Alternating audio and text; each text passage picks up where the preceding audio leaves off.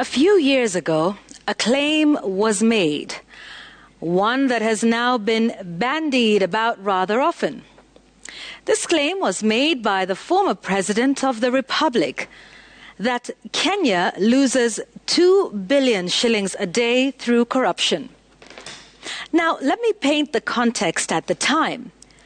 You see, when he made the statement, there was a big push to amend the country's supreme law through a process termed the Building Bridges Initiative.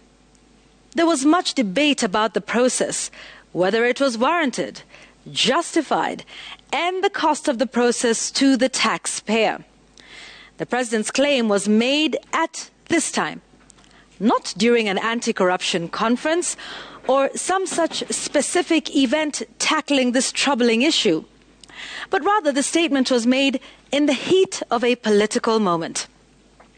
It was in fact during an interview with local vernacular radio stations to make a strong case for his pet subject at the time, the BBI process.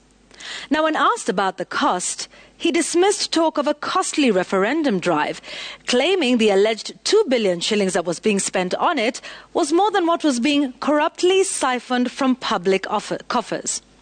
It was a heated moment, a moment of passionate defense following a barrage of questions on this issue that had been taking place over quite some time.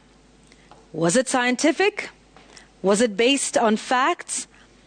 Well, we cannot tell, but that it came at a time as that is anyone's guess as to its weight and indeed whether it could be cited in any other context. But now, years later, the government wants to probe the veracity of this statement. Why? We don't know yet. What we do know and what we have been told is that it'll cost some amount of money. How much? We don't know. Who is funding it? We have no idea, other than the report that there is a mystery donor who is yet unnamed. The outcome of the probe? We don't know. What will we do with the results of it? Well, we don't know that either. In fact, we don't even know the commission or team or group of people that will conduct this probe, what their mandate will be, how long they will do this work, or indeed who they report to.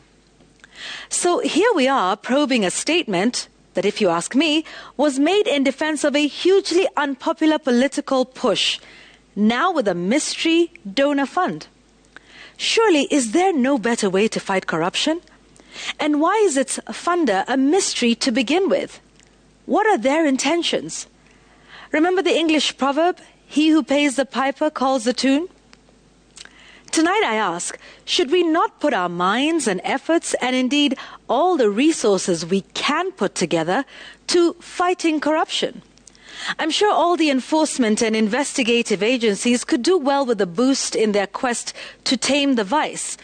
From the police to the DCI, the Ethics and Anti-Corruption Commission to the Office of the Director of Public Prosecutions, the Judiciary to the Office of the Controller of Budget, from the Auditor General and to all other arms and agencies that I'm sure could do well with a shot in the arm.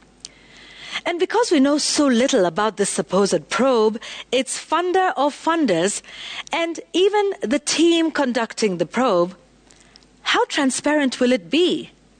How accountable will it be? To whom will it be accountable? Let me remind us all that transparency and accountability are key elements in the fight against corruption. But more importantly, lack of these very elements usually leads to, you guessed it.